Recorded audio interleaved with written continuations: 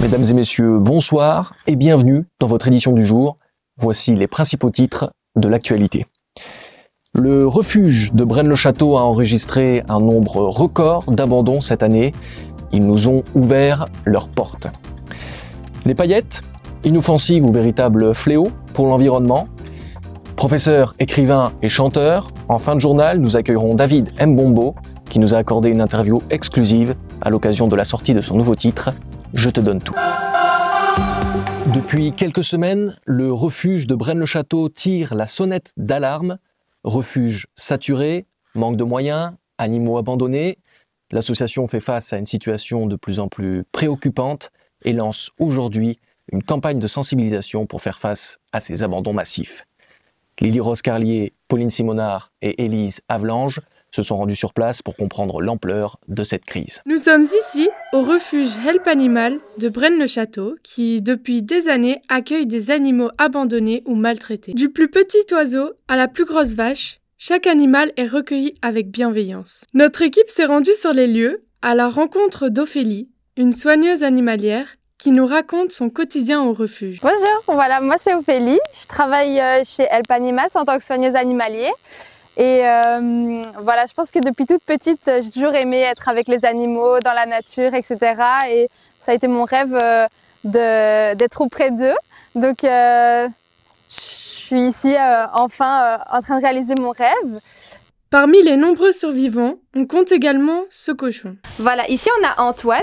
C'est un cochon qui est issu des abattages en masse chez les cochons. Et en fait, il vivait sur une espèce de plaque avec des trous pour récupérer le pipi et les excréments.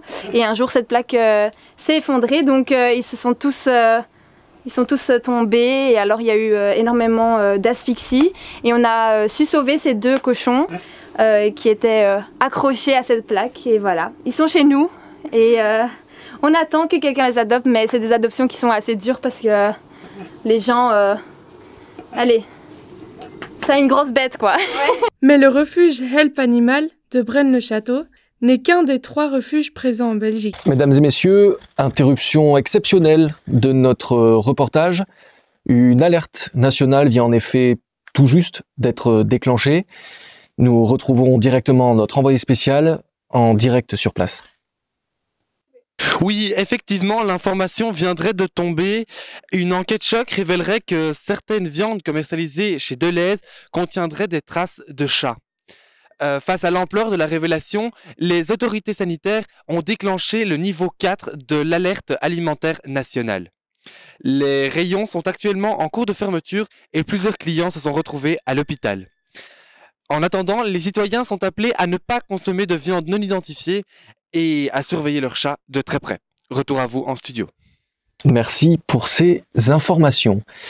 Nous suivrons bien évidemment la suite de cette affaire dans nos prochaines éditions, mais pour l'heure, retour à notre reportage sur le refuge de Braine-le-Château. Mais le refuge Help Animal de Braine-le-Château n'est qu'un des 3 refuges présents en Belgique. On a 3 refuges. On a un refuge à Bruxelles qui est basé vraiment sur les chiens, chats.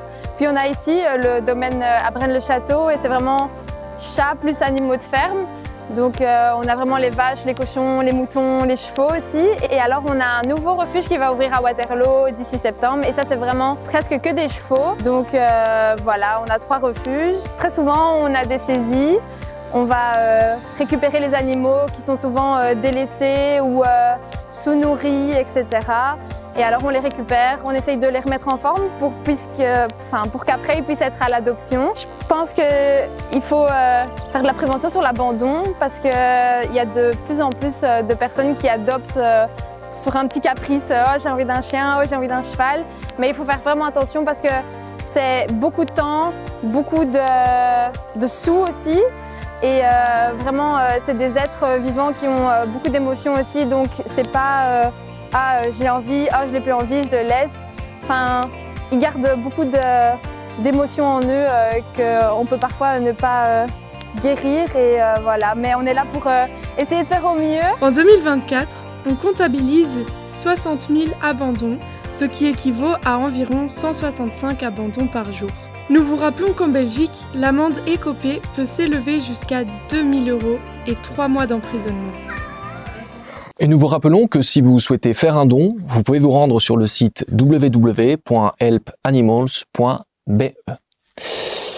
Elles font partie intégrante de notre quotidien, elles font briller nos maquillages, nos vêtements, mais derrière les paillettes se cache une réalité bien sombre.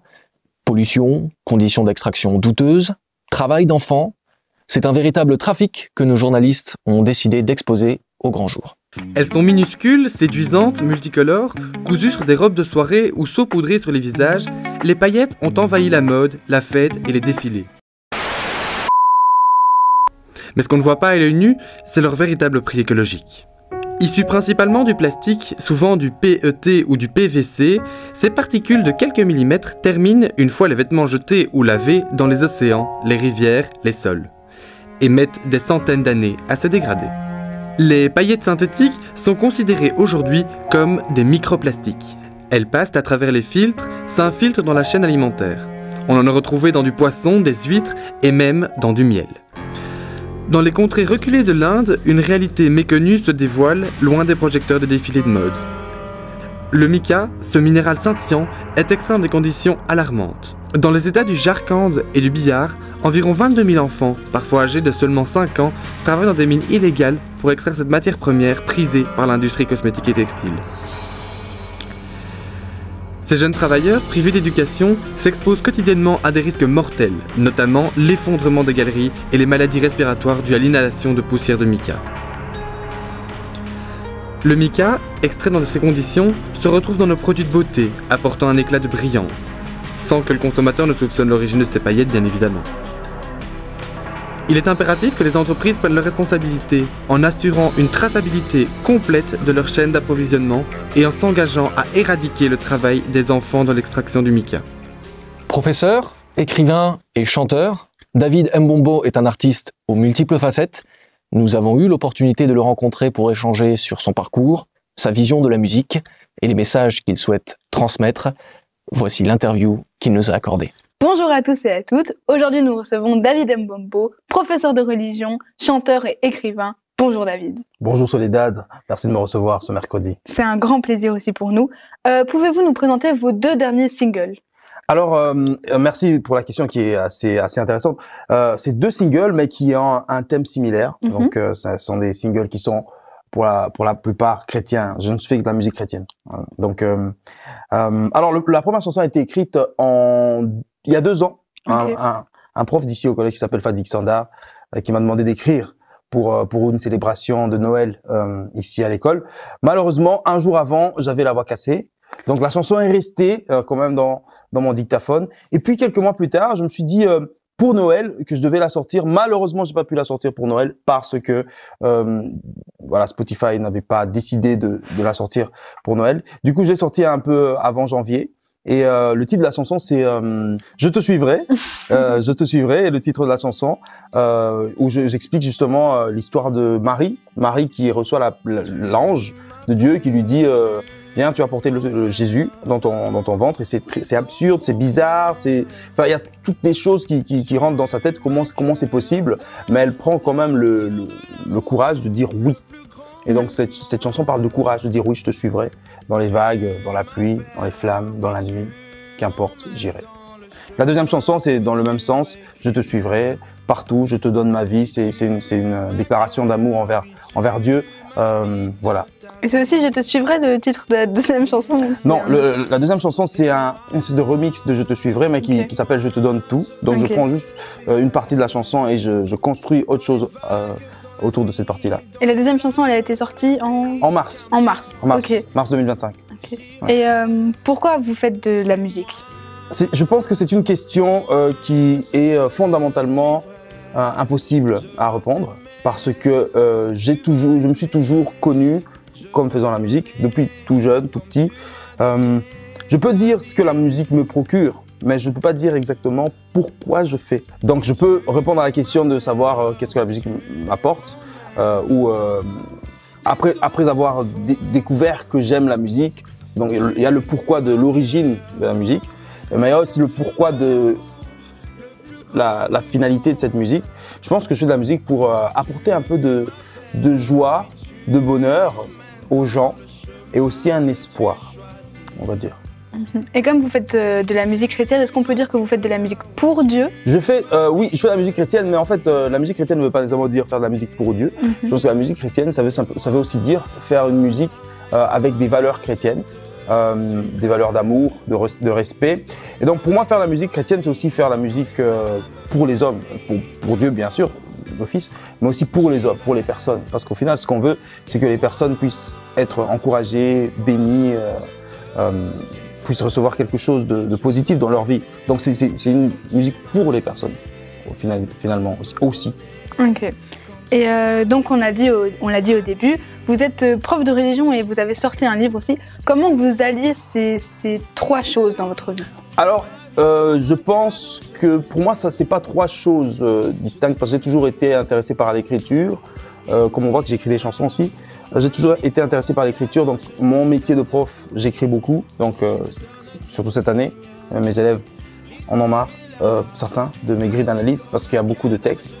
Mais au-delà de ça, j'ai toujours voulu aussi écrire. Je pense que c'est peut-être une ambition un peu moins tournée vers l'autre que tournée vers moi, pour mon bien-être personnel, qui s'inspire de mon père. Et donc ça a toujours fait partie de moi, de ma vision de la vie. Donc à partir du moment où je suis devant mon ordinateur, que ce soit écrire un livre, préparer un cours ou écrire une chanson, pour moi c'est pas trois choses c'est pas trois domaines si différents. Par contre, si par exemple je disais mais vous faites aussi du foot professionnel, vous êtes aussi agent immobilier, là j'allais dire oui ok, là c'est vraiment plusieurs choses que je fais et qui sont très diverses.